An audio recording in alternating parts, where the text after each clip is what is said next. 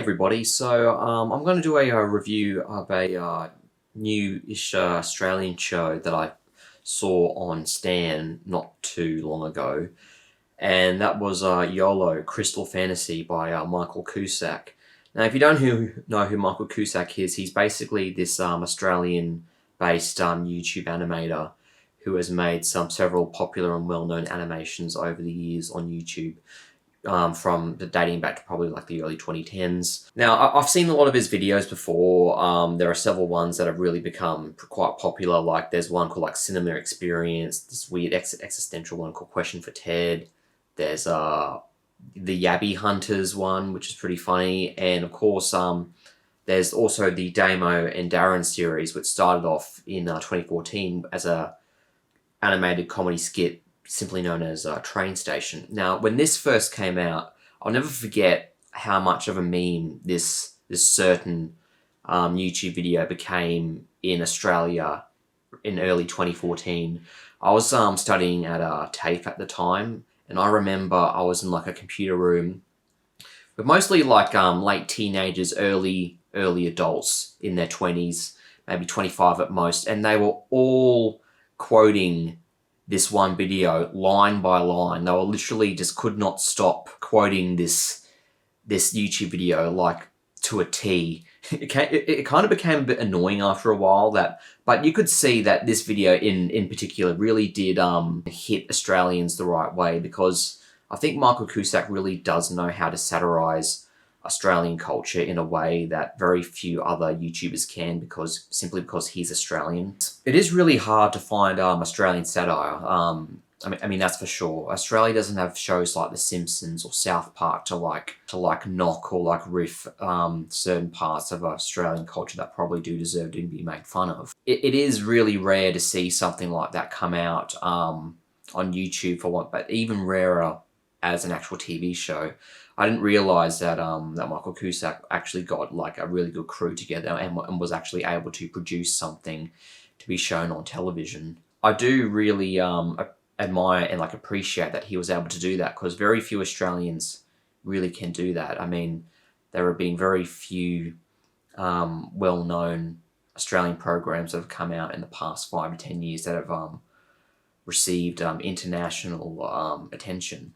I'm not sure how this show in particular is doing internationally. It might just be on Australian Stan. I'm pretty sure Stan is just...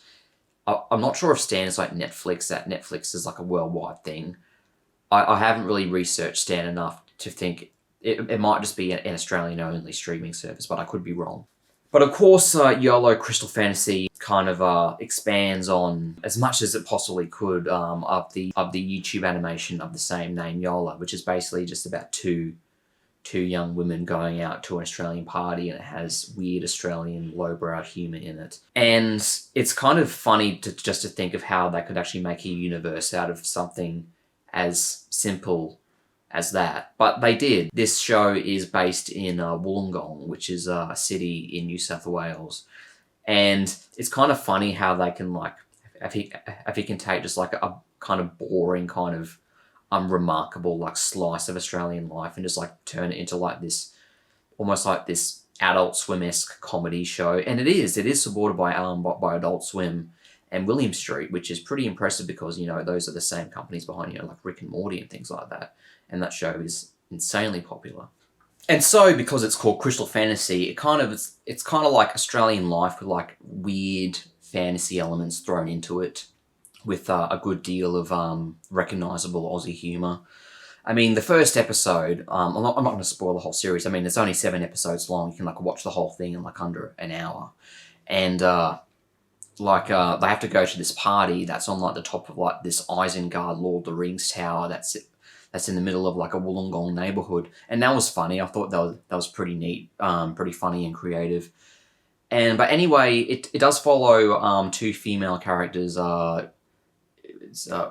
Sarah and Rachel. So Sarah Bishop voices Sarah, the character. I'm not sure who voices Rachel. Maybe Sarah voices her as well, but it's not revealed in, you know, the IMDb page. So Sarah is kind of like, is a bit more naive than Rachel. Rachel's kind of what they say the toxic friend. And they go on adventures together in Wollongong and get into weird and quirky situations with a lot of weird and quirky characters.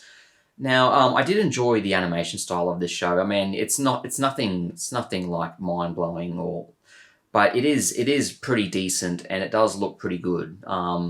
The characters themselves do look kind of what to say, a little bit crummy.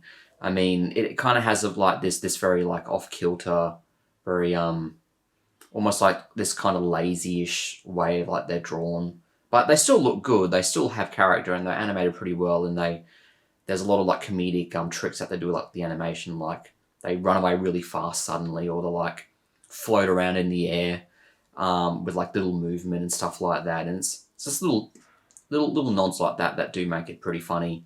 The background animation is pretty decent too.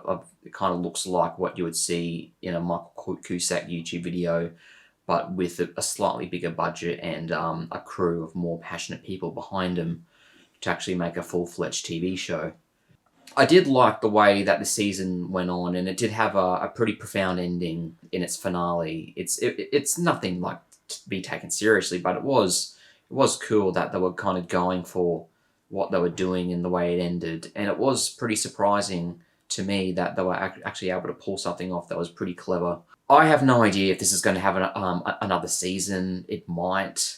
I'm pretty sure it will only get another season if more people watch it.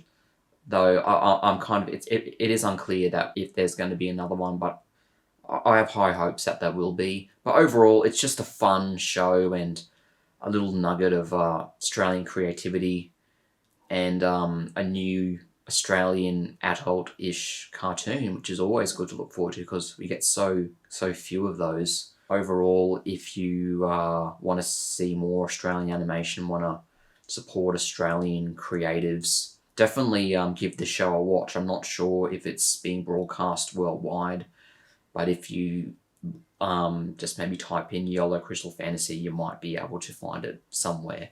So overall, that's my opinion, my review of it. I recommend it. I think it's a pretty good and funny show, and I think it's worth your time. So that's my review. Hope you enjoyed what I had to say, and as always, take care.